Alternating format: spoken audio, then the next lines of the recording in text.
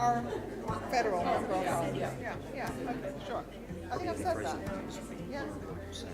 I'm on an O now. I'm on an That's okay. I think it's on.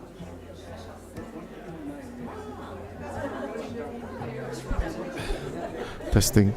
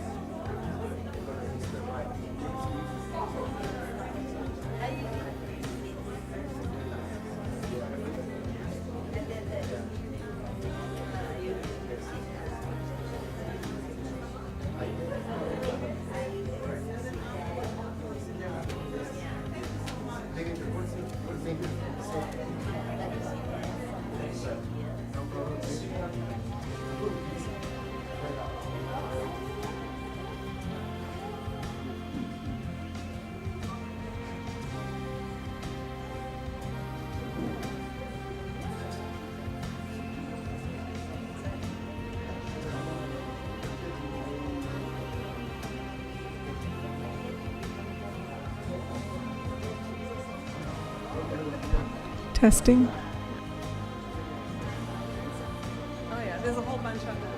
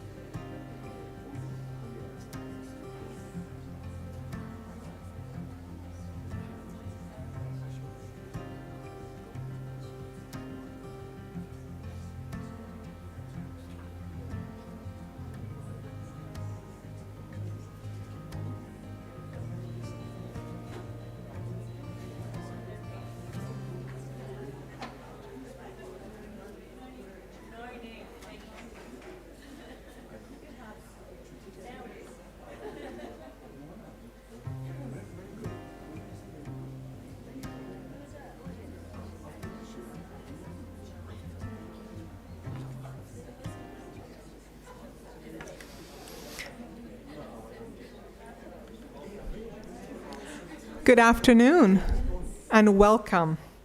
Thank you for joining us for another session of our quarterly mental health forums. Just a few housekeeping matters to start with. Your mobile phones, you all know what you need to do. The facilities for the building are through the back and left if you need it. And in case of an unlikely event of an emergency, the exit doors are to the side and we meet at the muster point at the oval across the way. So to begin with, I would like to acknowledge that we're meeting on Noongar land and pay my respects to the traditional owners of this land and their elders past and present. I warmly thank our sponsors today, the WA Multicultural Lions Club and the Melville Baha'i community. I would also like to extend a warm welcome to you, the audience, here today, and to those of you on live stream for taking the time to join us in this forum. Today's event is part of a quarterly series of mental health and well-being forums, where we will explore relevant topics with the help of experts in the field. The program today will be video and audio taped, and the material will be shared on the Mind and Soul Matters podcast series, and some of the photos will be shared on our social media platforms. Today's session is titled The Big Five, Things You Can Do for Good Mental Health, and will be presented by the distinguished professor of psychology from Macquarie University, Nick Titov, AM. He was appointed a member of the Order of Australia for his significant service to digital mental health and wellness and to tertiary education in the King's Birthday 2025 Honours List. He is the clinical psychologist and executive director of the Australian MindSpot Clinic. Nick has worked on more than 100 trials of psychological interventions across 5 countries and has published more than 250 peer-reviewed scientific papers. He serves on multiple advisory groups to national and international organizations, advising on digital mental health strategy. His presentation today will share simple, actionable steps you can build into your daily life to enhance your mental well-being. Through insights from extensive research and clinical studies involving over 20,000 Australians, you will learn about the Big Five focus areas. In addition, we have another very distinguished guest today, Honorable Sam Lim, MP, our Federal Member of Parliament. Sam will present his lived experience of the Big Five following Nick's presentation. Sam Lim has worked as part of a federal Labor government and represents us as the member for Tangney since 2022. Prior to this, he worked as a WA police officer since 2006 and was awarded the Police Officer of the Year in 2020 for his work with multicultural communities during the COVID-19 pandemic. We're grateful for his time today, and we look forward to hearing him share his experiences too. So now, without further delay, I ask Professor Nick Titov to the stage and for our main presentation. Please join me in welcoming him. Gosh, what a lovely, warm introduction. Thank you very much, everybody. Good afternoon. Delightful to see you all, and welcome to the people who are live streaming as well. I'd like to acknowledge, of course, the Honourable Sam Lim, but also the sponsors, and I'd like to thank the organisers. They're giving an enormous amount of their time and energy to put these incredibly important events on. Can you all join me in recognising their contribution with a round of applause? Now, thank you. Today's supposed to be an interactive presentation. I'm, as you'll hear, really passionate about the Big Five. I'd like to be able to field your questions probably a bit later in the presentation, but I really want to generate your ideas, and I'm sure Sam has some great suggestions as well. Now, I'm going to be talking about some very practical topics, that is, things we can do to look after our mental health. I'd like to also acknowledge, of course, the traditional owners of the lands on which we're meeting, and acknowledge any First Nations people joining us today. Now, a little bit about myself. You've heard about me. This is our puppy, Charlie Bear, our Border Collie. He'd like to be here today, but probably best for all of us that he's not. I've done lots of things in my career. I felt very blessed to have been able to serve the community in mental health for, gosh, almost 40 years. And I've focused a lot in the last 2 decades on trying to use technology to reduce barriers to evidence-based care. Now, what that means is I set up, with funding from the Australian government in 2012, a national digital psychology service. We've now served more than 300,000 Australians for free. It's a free service. It's been an enormous success. Most people have never heard of the service. It's called MindSpot because we don't have to advertise because there is so much demand. But more recently, I've become more passionate about this topic. How can we build resilience in our communities? What can we do to support our own mental health? And the reality is, of course, we all have mental health struggles, just like physical health struggles. But what can we do from a daily perspective to support our own resilience and the resilience of our communities? Now, we all know the context, and these headlines are snapshots from the last 12 months, talking about the number of people affected by mental health challenges. The difficulty people have accessing support, the costs involved, and the challenges in the healthcare system. Our healthcare system can't actually scale up enough to deliver all the kinds of services we possibly can or are needed. So the question is, what can we do as a community? Are there things which we can actually do each day? Now, we've been thinking about this for many years, and we've reflected on the flip side of mental health, which is, of course, physical health. We all recognise that during COVID, our mental health is as important as our physical health. And when we reflect on our physical health, we all know that there are things we can do. We all know the advice: drink 8 glasses of water a day, brush your teeth twice a day. You can probably think of how many steps you should be walking every day. Now, you may not do these things, but we know them. Now, what's interesting is when you deconstruct that type of advice, which is in the common consciousness, you'll notice 2 things. That type of advice contains 2 parts. It contains a specific action or behaviour, and it contains a frequency. That is, do this behaviour this number of times a day. On reflection, we realise that we don't have that in mental health. We'll often say, ring Lifeline, Beyond Blue, talk to a family member, but there isn't necessarily advice about how often you should do these things. In fact, when I started working in mental health many years ago and training, it was quite apparent to me that in psychiatry and psychology, the dominant model was a focus on genetics and environment as the most important reasons or factors affecting people's mental health. There was little focus on the importance of behaviour. But we know from a large body of research that there are things we can do. We can practice kindness, we can practice gratitude, we can practice physical activity, social engagement. There are lots of things we can do. But when we moved into this area from a research perspective, we discovered that there were outstanding questions. Out of all the things people could do, which were the most important? And secondly, how often should people do them? Now, our thinking a lot over the years has been, if we can help identify the most important things people can do, we might be able to develop new psychological interventions. We might be able to develop new education campaigns, prevention campaigns. But importantly, we might be able to support the community to become more resilient. Now, that's led to the work on the Big Five. So in a moment, I'm going to talk about the Big Five, and then I'm going to talk a little bit about the research evidence behind the Big Five. But more importantly, I'm going to talk a wee bit about how you can apply the Big Five in your everyday life. Now, we've published quite a lot of work in this area already. I have collaborations in 18 countries at the moment. There's a phenomenal number of trials and services around Australia and around the world that are now starting to use the Big Five. It's very exciting. But I'm not going to bore you with that. I'm going to pick and choose some key pieces of research, really to give you a sense of what we've done and what we've thought, so you can make up your own minds.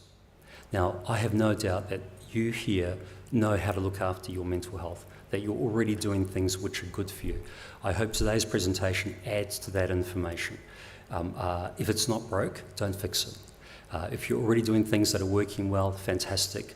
But my overwhelming experience has been we all need prompts, we all need reminders, and I hope today will serve as that. So, what I'd like to do is introduce the Big Five. And in front of you, or you may have sat on it already, we have the Big Five checklist. Can I encourage you to have a look at that right here, right now? And you'll notice that on the left-hand side, we have the Big Five. Now, in a moment, I'm going to talk about these Big Five. And I should say there are a number of paper PDF versions. There are a number of fridge magnets available of the Big Five. My whole team have copies of the Big Five on their fridge because we all have kids and grandparents living with us, and it's a nice way to remind people about the kinds of things which they can be doing. Now, the Big Five are very simple skills.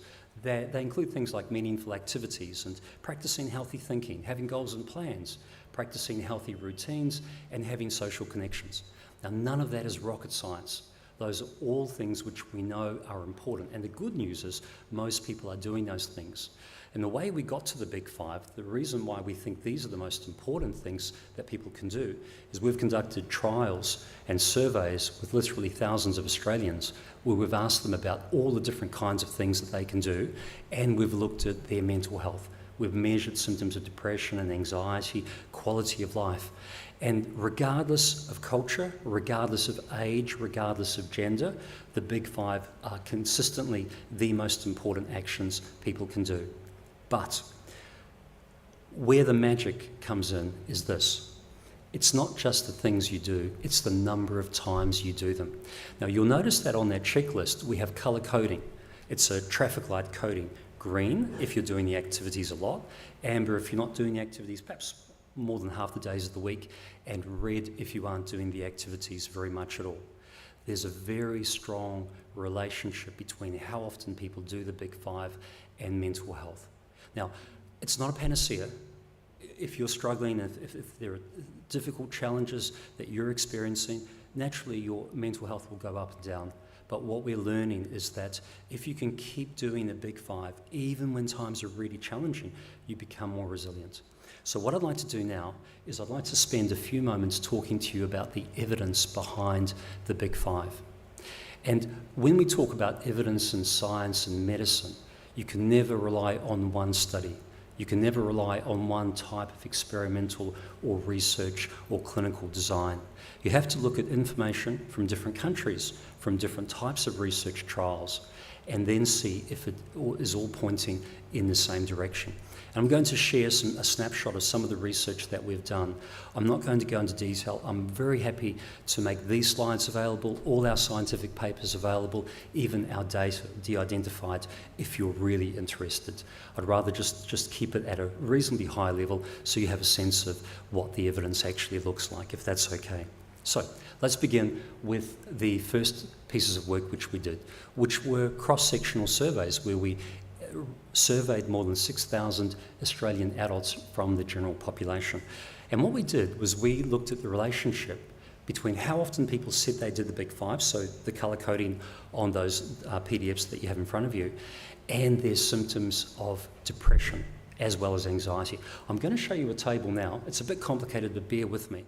My 14-year-old said it was fine when I ran it past him this afternoon, so I'm hoping that's the right test here. I'm sure you guys are much smarter than he is, although he is smart. What I'm going to show you is a table which shows, based on 6,000 people, depending on how often people said they did the Big Five, whether it was every day or 5 to 6 times a week, all the way down to never, how severe their symptoms of depression were, whether they were in the healthy range, whether they had some symptoms, or whether they had clinical symptoms. So let's begin with this. What we can see from this table is that when people report that they're doing the Big Five every day, 96% of those people, 92%, had good mental health. Now, as they reduced or reported that they were doing the Big Five less and less, the likelihood that they were in a healthy range reduced. But check this out. This is the scary bit. This is the really important bit, which speaks about how important it is to do the Big Five frequently.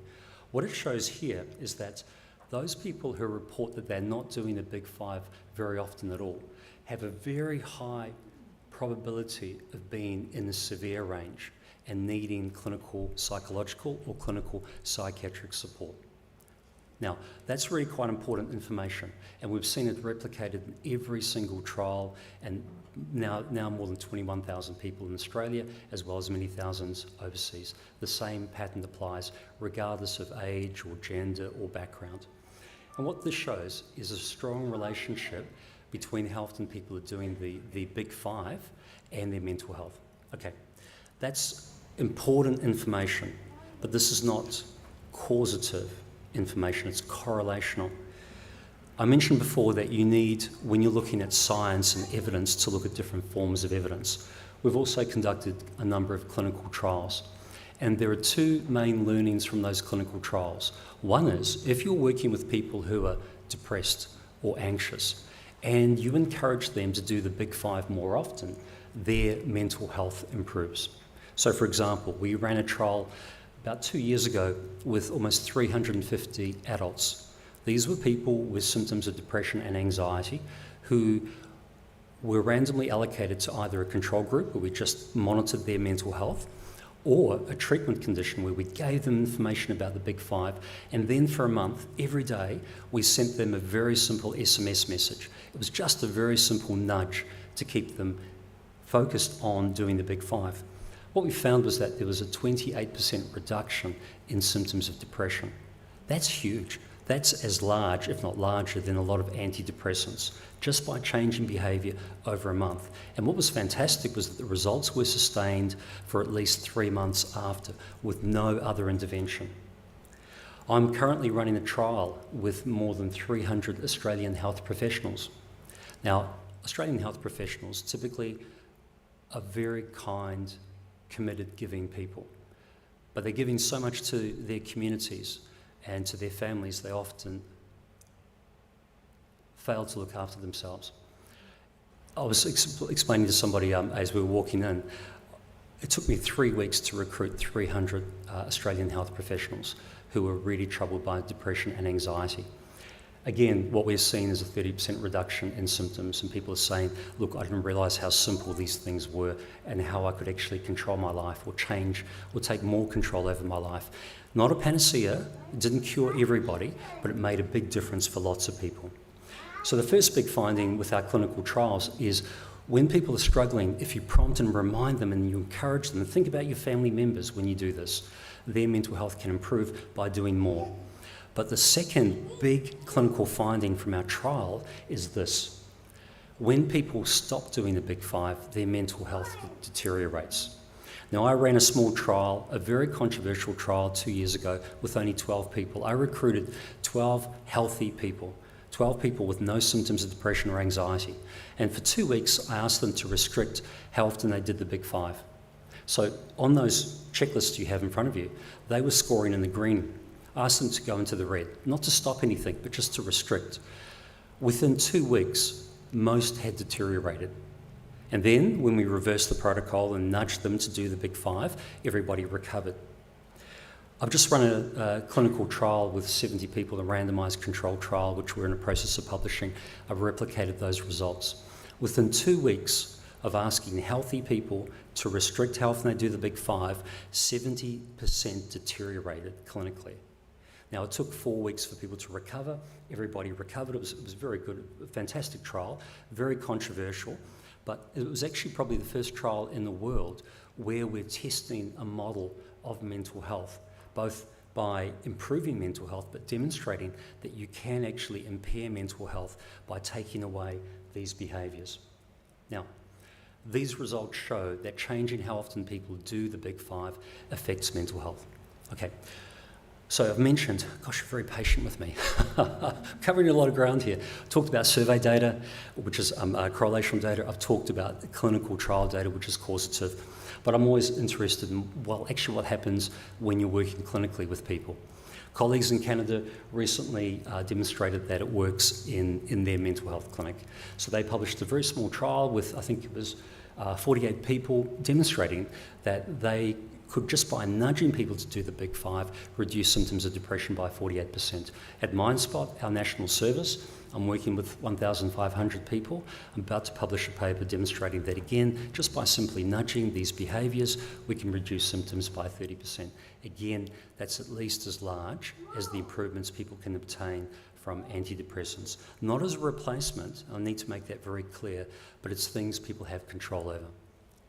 Okay, so where are we? What we know is that doing the big five, the big five is strongly linked to mental health. We know that doing more of the big five each week can improve our mental health. We also know that reducing or restricting how often people do the big five can lead to a deterioration in mental health. And here's some of the things that people said. I didn't realise how much my daily habits affect my mental health. I learned how doing simple things in daily life can impact my mind. Keeping the routine and being active makes me happy and focused on the future, not the past. I now see how important my sleep and exercise routines are for me. These are the kinds of things people have told us after they've participated in the trials. They've really recognised the things which keep them going. Now, you can take my word for it, but what I'd like to just share is that a large number of other organisations are now adopting the Big Five. Health Direct, the WA Primary Health Alliance, Medicare have also adopted the Big Five. ABC have published a number of articles on it and they have a number more planned. We're using it in our research clinic. Our colleagues overseas are now using it. I'm giving lots of talks internationally. There's a trial that the US military are using at the moment. They're using the Big Five with 5,000 new recruits every month, just because they can see the benefits of supporting people to stay psychologically healthy. And of course, I'm giving more and more community talks like this one. And again, thank you very much for your time and attention today. So, what does all this mean? Well, the key messages are just like our physical health.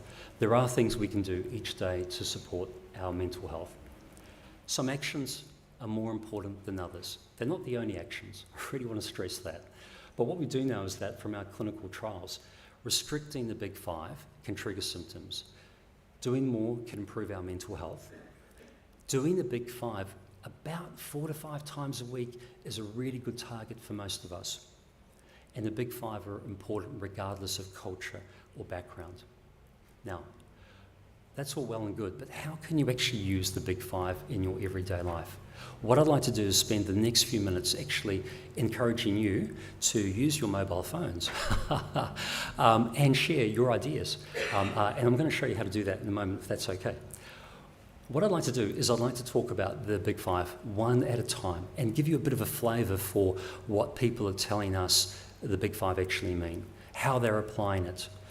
And I'd like to encourage you to share your ideas. All of this is confidential, but I think it's a lovely way to build community and learn from each other. So I'm going to start off with talking about meaningful activities and what they are. Now, meaningful activities are really about someone's purpose. And these are actions or things we can do on a daily basis which we enjoy doing. They should not be tedious. They should not be boring. These are the things which we love to do. And what's really important about meaningful activities is people forget what they really enjoy doing. When you become a parent, when you become a grandparent and you run out of time, after a while you go, oh, now what is it that I used to do? What is it that I used to enjoy doing? And it's easy to get bored, to find yourself spinning your wheels. What's important is reflecting on the things which are important for you, not for other people. For some people it's doodling, for some people it's listening to a piece of music, for some people it's going for a walk or spending time in the garden. What's important is that you identify the range of different kinds of things which are fun for you, that you find either relaxing or you can actively engage in, or which give you purpose and mission. And we know that people with purpose and mission do not become depressed. They might be a little bit stressed at times, but they're determined. Now, what I'm going to ask you to do is I'm going to ask you to grab your mobile phones if you'd like, and I'd like you to go to your browser, and I'd like you to go to slido.com. Now, you can use the QR code, scan that with your camera if you'd like, and you're going to be prompted. You're going to be prompted to enter in a code, and the code to enter in is the word Baha'i, B-A-H-A-I. And I'm going to do that here right now. And when that happens, when you do that, what I'd like you to do is I'd like you to answer those questions. What do you love to do? What gives you joy and satisfaction? You can add a response. There's one there, reading.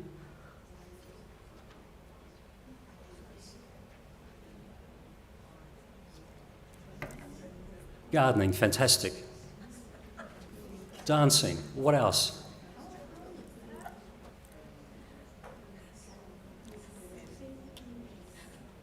Now, the idea with this exercise is to remind ourselves and remind each other about the things we enjoy, the things which you're passionate about, They don't have to be active, highly active actions. They might be as simple as contacting a friend.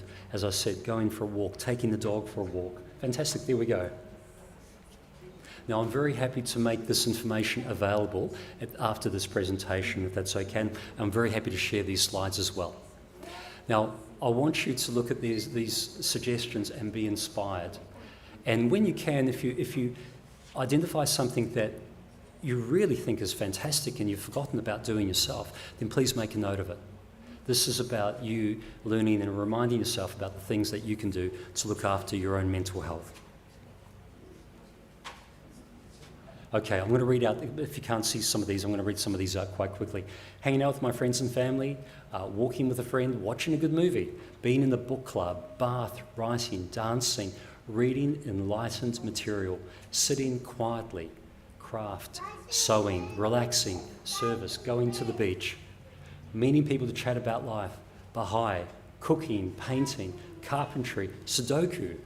Fantastic. Okay, now now you've got the idea behind meaningful activities. There's a really broad range of things you can do. What I'd like to do now is move to the next of the big five, the second of the big five, which is about healthy thinking.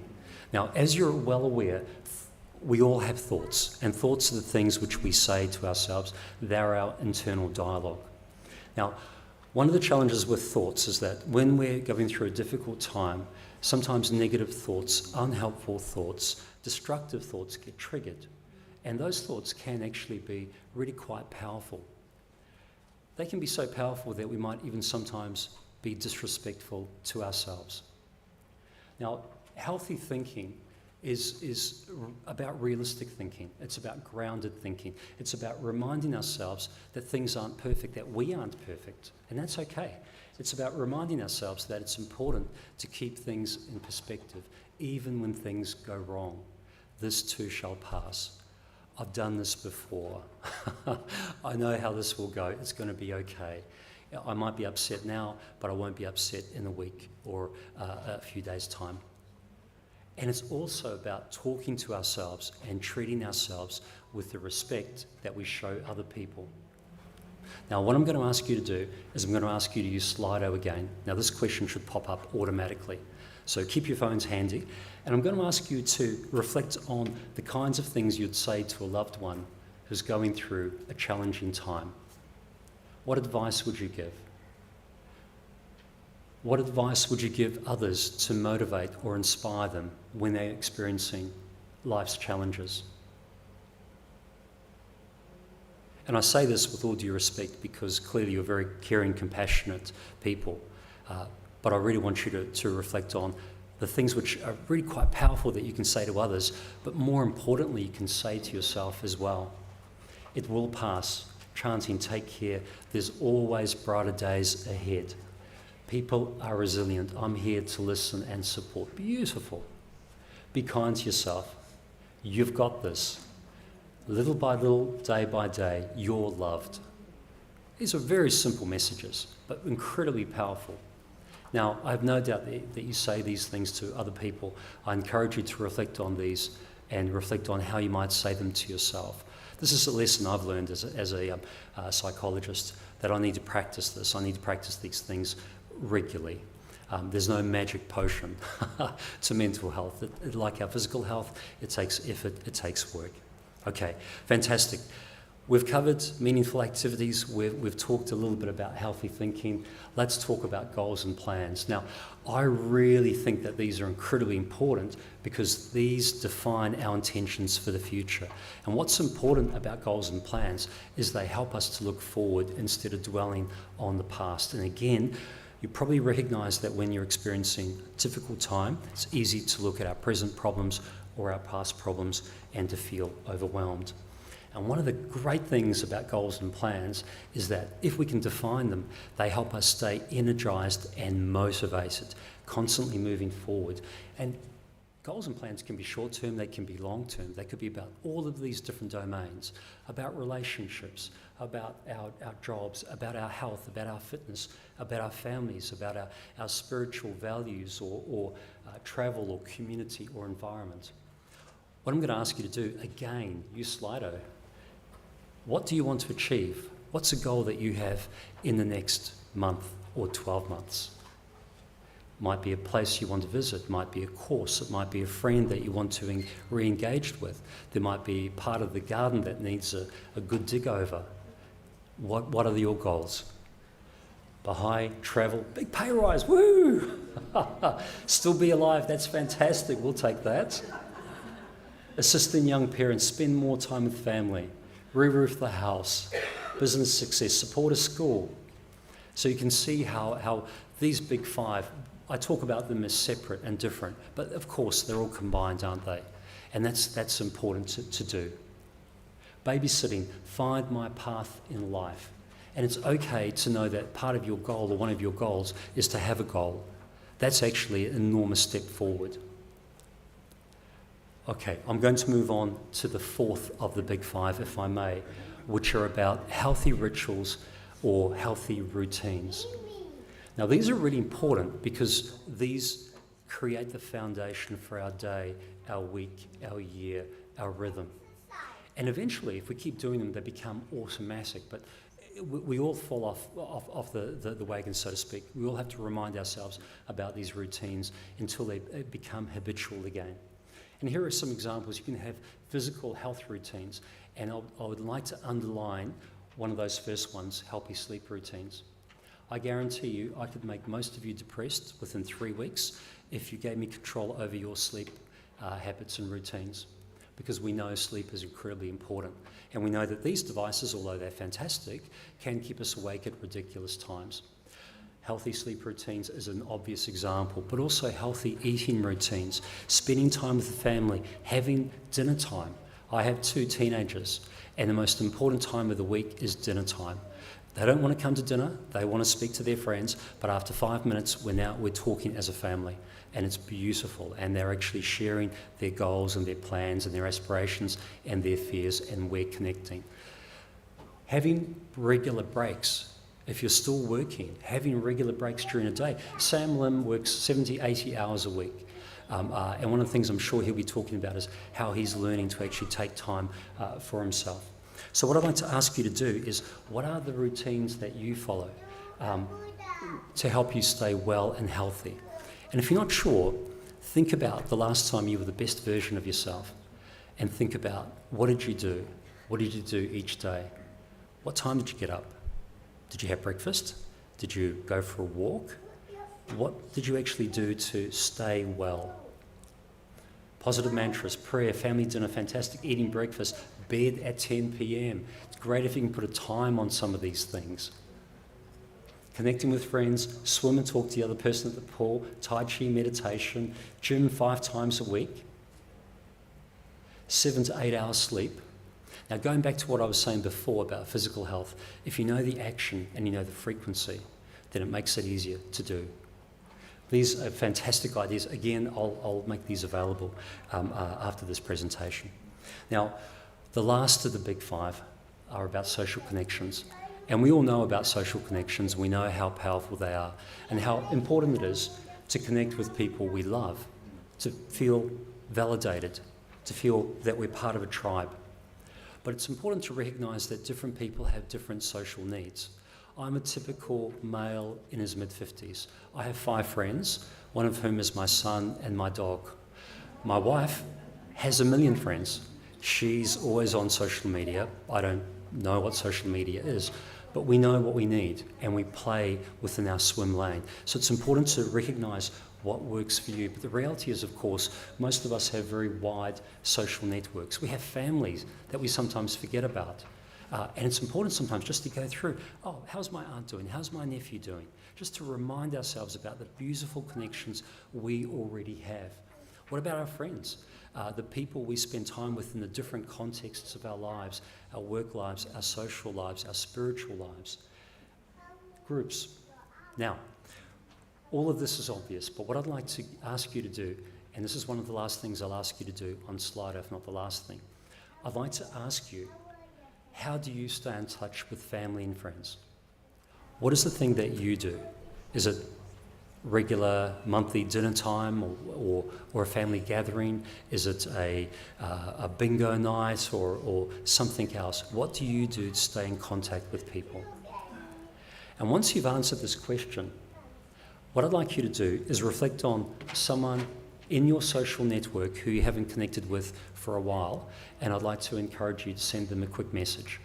And just let them know that you're thinking about them and just check in with how they are. Because sometimes we know we have people around us, but we feel awkward about reaching out to them. And it's very simple sometimes just to send a message.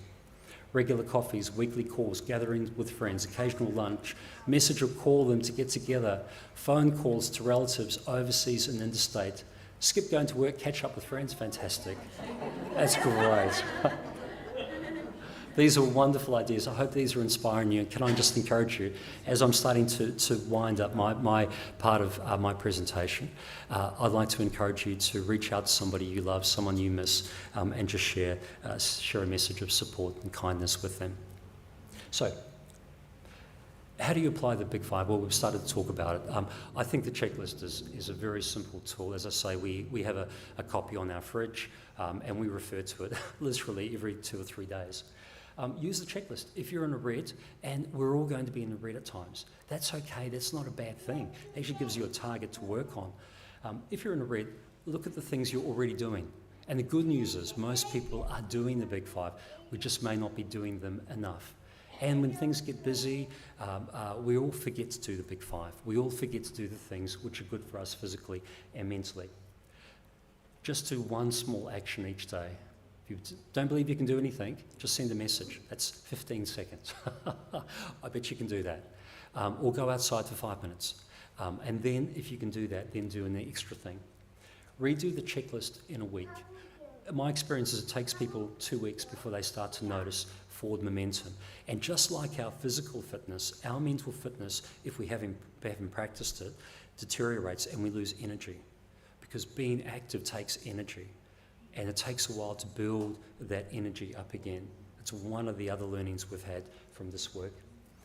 This is not about changing your life, it's just about doing more things, more of the things which are good for you. And again, it's not a panacea, but it will help.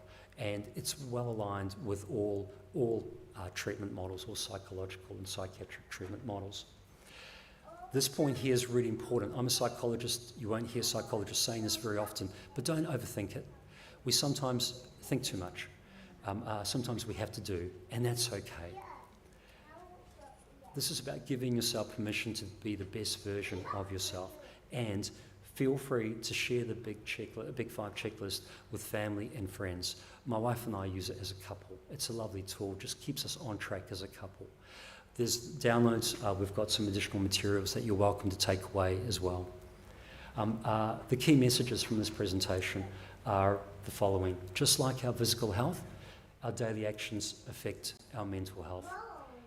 I've been talking about our research which shows that doing more of the Big Five can improve our mental health, but restricting the Big Five can trigger symptoms. Doing the Big Five, 3 to 4 days, maybe a bit more than that, is a really good target for most people, and these are important for everybody. Final point's a bit cheeky. The Big Five, do the Big Five each day, keep the psychologist away. Now, can I have 2 minutes of your time to play a video? My team put this video together, and I'm giving these talks all over the place, but I think this is a really lovely little clip. Mental health is like our physical health. It's a living thing. It doesn't thrive from one action. Instead, looking after our mental health takes small, consistent actions and care. When we stop tending to it, when we stop doing the things that keep us well, we don't break overnight. Instead, we start to feel unhappy. We feel stressed and worried, irritable and sad, and our tree wilts and fades. But the good news? There are things we can do each day to help us get back to our old selves. At MindSpot, our research has shown that there are 5 types of activities that are strongly linked to better mental health. We call them the Big Five. These aren't dramatic life changes. Sometimes it's as simple as stepping outside for fresh air, reaching out to a loved one, or spending time on a hobby you love. When done regularly, they can create momentum and support resilience. It's simple. The more you do, the better you feel. The less you do, the harder it gets. So, don't wait to feel ready. Start with one small action, then another. With the right care, things can begin to shift. The Big Five. Small actions, big change. Thank you. I'd like to close. Thank you very much. Look, I need to acknowledge the organisations, the individuals and all our partners and collaborators from around the world. Thank you again for the opportunity to speak today. I'll be delighted to hand across to the Honourable Sam Lim for comments. Sam, thank you very much.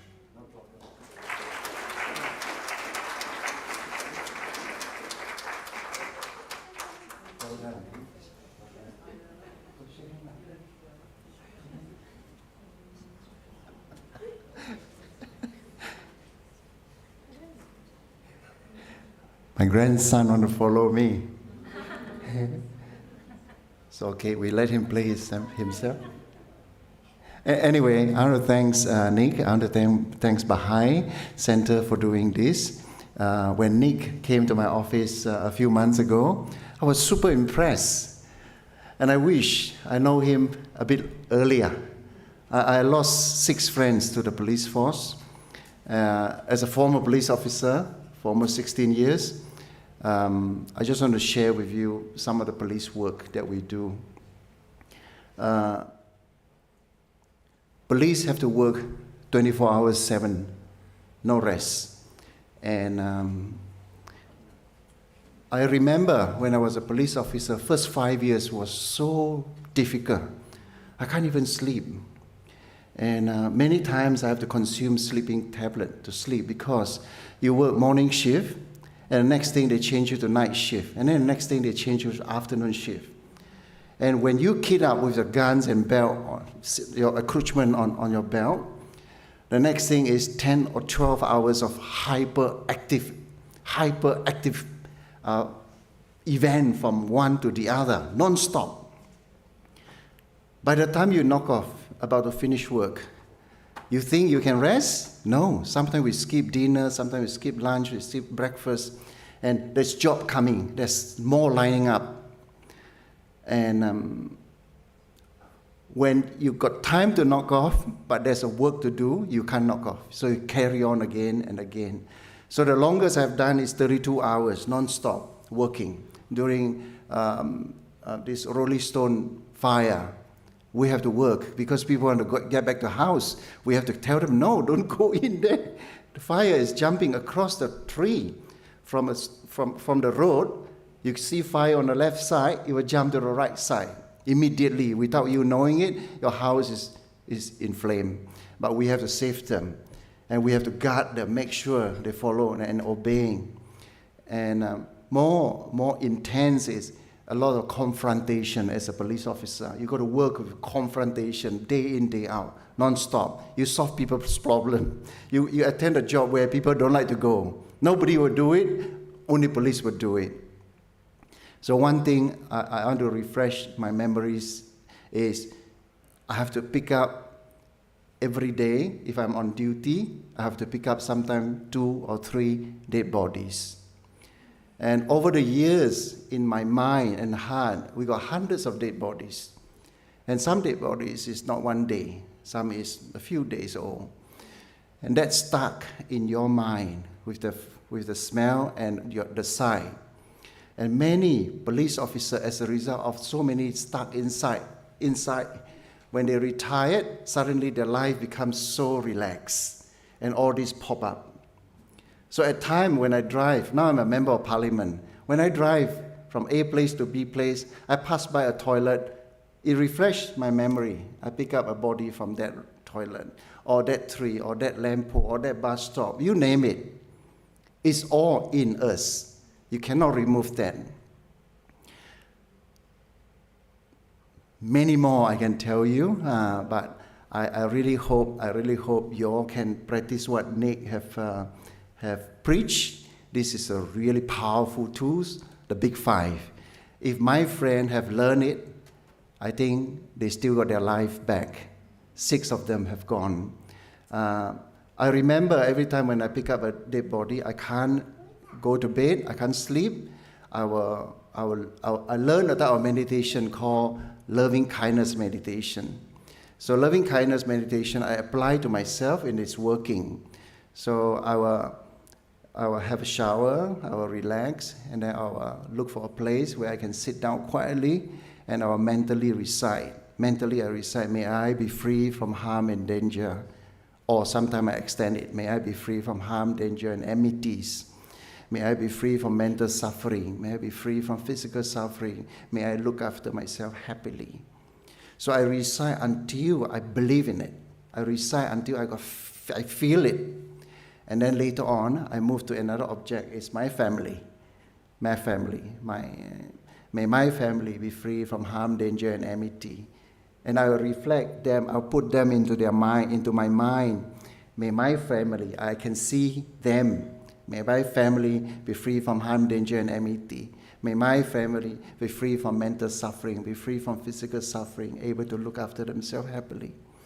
So once I have that feeling already, then I'll reflect, I'll think about my mom or my dad. But because of my mom and dad already passed, so I'll think about one of my respected uncle who looked after me when we were really in needs.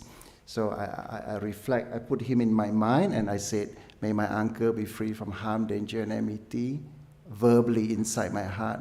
May my uncle be free from mental suffering, free from physical suffering, be able to look after himself happily. Most of the time, if I do like 2 or 3 groups of people, I already went to deep sleep. So the next morning, I woke up, I'm okay, I'm happy again. At times, if this is not working, I'll go for a long walk. I'll just put an earphone or just see nobody, listen to nothing, and then just walk. Even my earphone is nothing. There's no noise in there. I just want people to go away from me, and I'll do my long walk. So recently, after I got re-elected as a second-term member of parliament, I realized that I was burnt out. I was deeply burnt out. I was 82.5 kilo when I was a police officer. Come to the second term, I was 75.5 kilo. So I really burned out. And I realized that, I forgot what I have done before. And I start doing to almost pair up with a big 5. It was working. So I pick up the 2 hours walk for no talking, no listening, nothing, just walk for 2 hours. And that helped me to recover. And I start to learn to learn some other things, which, like a friend of mine teach me, when you brush your teeth, lift up your leg and brush. Lift up another leg and brush, use another hand. So I just try to challenge myself with different things so that it's a great thing to do. Suddenly I found myself interesting.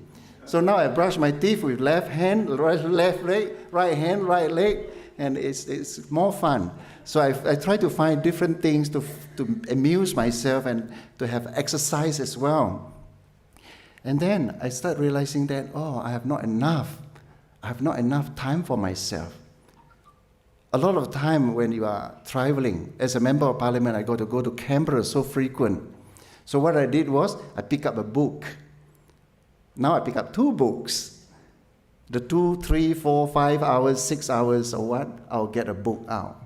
I don't check my phone anymore. I leave my phone in a bag. So I got a book to read. And people know I'm reading books. Whether I read or not, they don't come and disturb me. They don't come and talk to me. So I have the time for myself. And I realized that this is another type of big 5. And the more you do it, the more you are cultivating it in yourself, the more you see yourself become a happier man again.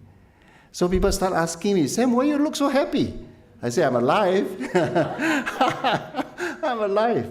Alive mentally and physically. This is so important. If you are dead and then mentally, physically dead, that's very unhealthy. So we got to make ourselves mentally and physically alive. And I like to come to Baha'i as well, because this center brings me a lot of peace, lots and lots of peace. When I was a police officer, I also came in here. A candidate, I came in here. And last week, I put in a speech. I want to talk about Iranian suffering. But my name was not on the list. So, but I talk about the Burmese suffering in Burma for the last 5 years. So a lot of things I actually can make myself happy by speaking out for people. I find meaning in there. So if I can speak out for my constituents, I get things done.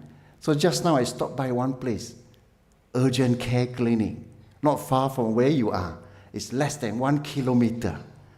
Urgent care clinic. If anything happen, no need to go for emergency department, go to urgent care clinic. It will be opening next week. I'll get the minister to come in and make a big opening. It's in Burugun. So as a member of parliament, last time I was exhausted running around. Now I can see the meaning of it. I can make things happen. I can make minister to aware of things. And I can voice out for my community. So I start realizing that finding meaning in things that you do, you enjoy it. You become happy in doing what you're doing. So I hope I can still keep this happy mind, joyful mind, and continue to perform. And thank you for having me.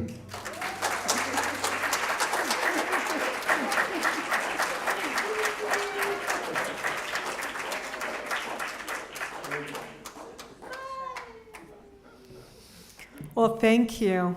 How fortunate have we been to have Professor Titov, AM, who is leading expert in this field, share these insights with us, and for our Honorable Member of Parliament, Sam Lim, for his personal insights. Please join me giving him another round of applause for both of them. Friends, we do have a few minutes, and usually we do, if our speakers allow, take a couple of questions. So I wonder, does anybody have a question for our speakers? We do have a roaming mic, so I'm going to ask you to speak into the mic so people on Zoom can hear you as well. So Farah, someone in the front here. Would you be happy to take some? Quite loud, can you hear me? No? Thanks a lot, Professor, and thanks a lot, my good friend Sam. Can I ask you two questions? The first question here is the improvement of mental health. There were inkling of it, what it means from Sam, feels happy, the inkling in your video. I'm not happy, I'm sad, mental. So that's the first question. What are the features that we have a good mental health? Okay, second question here is, I'm a person of faith, I've been a member of Baha'i faith. Has there been a study or correlation, a survey of a correlation between prayer, meditation, and improvement in mental health? Okay. You know, doesn't matter if you are very Baha'i, Muslim, Christians, wherever, Hinduism, the idea that, you know, I pray, I meditate, I improve my mental health. Is that actually a study, evidence-based that it does improve? I'm just curious. Thank you. Thank you. I'll tackle the second question first, if that's okay. So the question really is around what is the evidence from a research perspective about the impact on prayer, meditation, and so on mental health. The research is quite clear. There is a strong relationship, but not for everybody. And I think one of the challenges with the research that has been conducted is that the sample sizes, the number of people in the studies has been quite low. But when you look at the people who do practice and practice regularly, you do see the same as you do with the Big Five, which is the more people practice, the better their mental health. That doesn't mean, of course, that they don't have mental health challenges like everybody else, but they're more resilient. So there is that relationship. Okay, the first question, you'll have to remind me, I'm sorry, sir. Yeah, what are the features of mental health? You know, is it happiness? I don't feel sad. Suicidal, and so I'm trying to say. You know. So the question is around symptoms of good mental health. Very much like good physical health, that is the absence of pathology. You can get on and do your everyday activities. When we talk about physical health, we're talking about the absence of disease. We're typically talking about, even in the presence of disease, the absence of impairment or the minimisation of impairment. That is, people can get on and do things. Mental health is very much the same. Can people actually do their day-to-day activities? Can they meet their obligations, their responsibilities? Can they function? Now, some people have argued that you need to be happy to have good mental health. I have a different view. I don't know many people who are happy. I know people who are satisfied.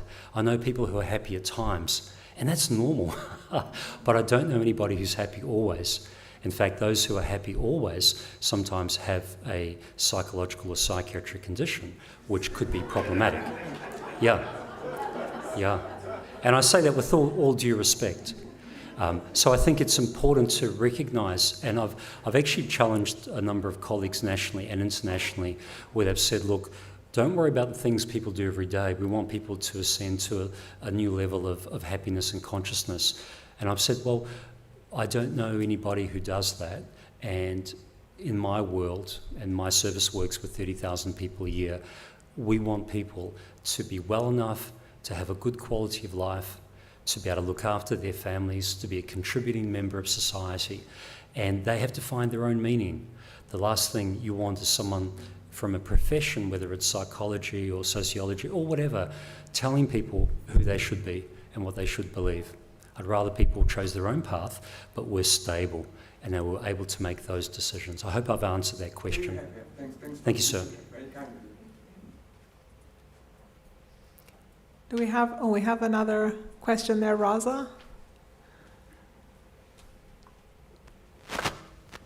I'll be very short. In life, sometimes people think about half full and half empty. I think I feel that maybe people follow the motto of you are half full, you get a sense of satisfaction, and I think you don't feel that you're missing out on anything. What do you think of that? Oh, got a brilliant observation. The comment is around glass half full, glass half empty, and there certainly is a massive relationship between people who believe that life is good. If you have that expectation, people are more energized, they're more active. If people feel that they have no control over their life or their health, they don't try. And one of the big challenges that I think we have as a society along those lines is we don't emphasise enough about what people can do to look after themselves, both physically, mentally, and what people can do to look after their communities and what our responsibilities are. So I agree completely, and I think that I'd like to think that the pendulum is swinging and there's a change. And now policymakers are starting to understand that we need to be talking about things like the Big Five. And it doesn't have to be the Big Five. The message is the things we do matter, and you have more control than you think. And importantly, if you don't do them, you will deteriorate, just like in physical health.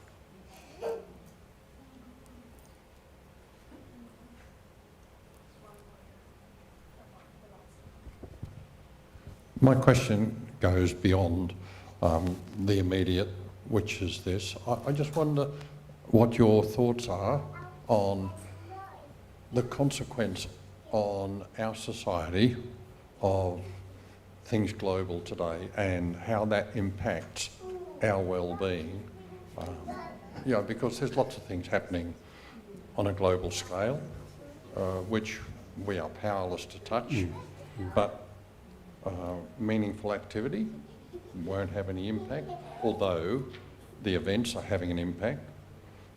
None of the Big Five can address that. I just wonder how we sort of work with that. So it's a great question. Question is, given the geopolitical, broader environmental challenges that we're experiencing, what is the point of the Big Five? It's a great question. My view is that we have choice. Those things will happen regardless of whether we do the Big Five or not. But at least we can do the Big Five and improve our mental health and look after ourselves and our families and be the best versions of ourselves. The other thing about these events, if you're a student of history, you'll know that every 10 years there are major geopolitical challenges. Every 10 years there are major environmental challenges. Every 10 years there are major changes in technology. Every generation experiences their fatalism, the sense that things are spinning out of control. I remember reading newspaper articles from the Times in London in the 1800s where they were talking about the change related to the Industrial Revolution and how society would collapse, how the world would collapse, and of course it hasn't. Now, My point is not that these things aren't important, but in today's 24/7 media cycle, we're inundated with bad news stories. What we don't hear is that 99.999% of the population did not commit a crime in the last week. 99.999% of the population did not murder somebody or do something terrible. We hear the bad news stories. So I think there's a bias in the media, and as a species, we are actually genetically and neurophysiologically wired to pay attention to threat, to anything that could be challenging and anxiety-provoking. And the people who share the news in the media, they know that. So I think that on the one hand, we can act locally and think globally, but on the other, we also have to keep things in perspective. And I think the Big Five are good at that, because one of them is actually about healthy thinking and keeping things in perspective, making sure we're controlling what we can. And if we all act in a very grounded way, we carry that into our communities. We inspire people around us to be grounded, to make good decisions.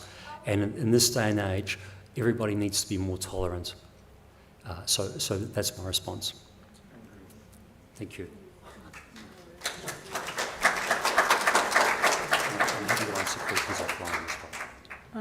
Questions online? Offline. You will take, yes, of course. Thank you so much for those very insightful comments, and also the resources that you've brought for us today. I'm already been thinking during your presentation, I've got friends and people I want to share that list with. I'm going to put one on my fridge, and I think there's plenty more at the back, so if you want to during the break pick some more up so that you can also share it with people, please do. We will be wrapping up this formal part, but I want to again just thank Professor Titov for his time. I want to thank our federal member for sharing with us such